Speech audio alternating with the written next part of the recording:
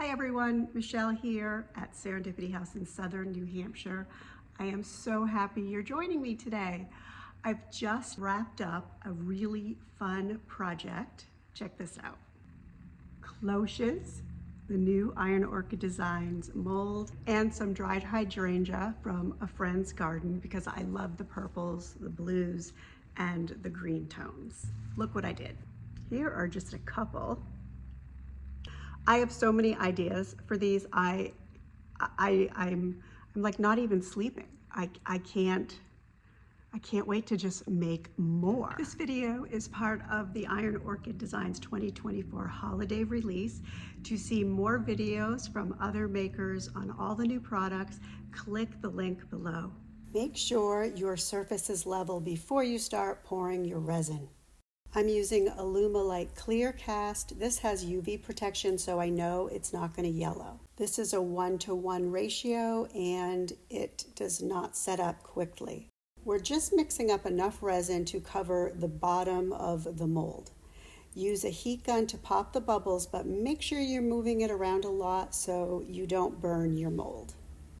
In this first set of cloches, I just took the whole thing of hydrangea and put it into the mold.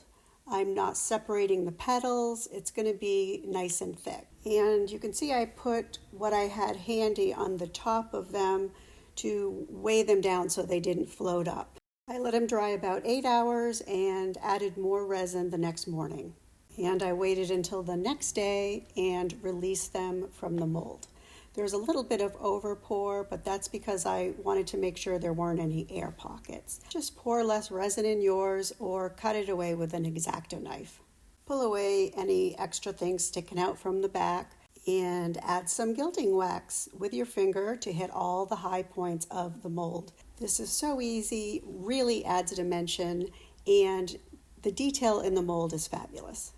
On the next ones, I'm trying a different type of resin to see if it looks less frosted. The only thing I'm doing differently in my technique is pulling the petals off the hydrangea so it is not as thick.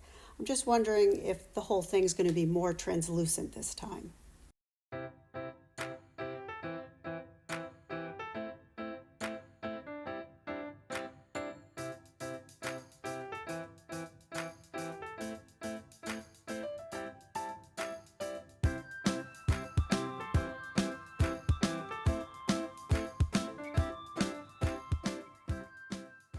I was so excited to see what these looked like side by side.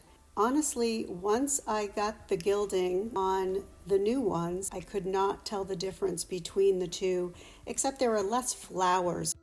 I do think these are stunning though, and I had so much fun. I'd love your feedback. I'd love to see what you create, and I'm going to keep trying different resins to see if I can get some with hydrangea that is crystal clear. Thank you so much for joining me. I appreciate you. You can find the products I used on my website, Serendipity.House. Happy creating!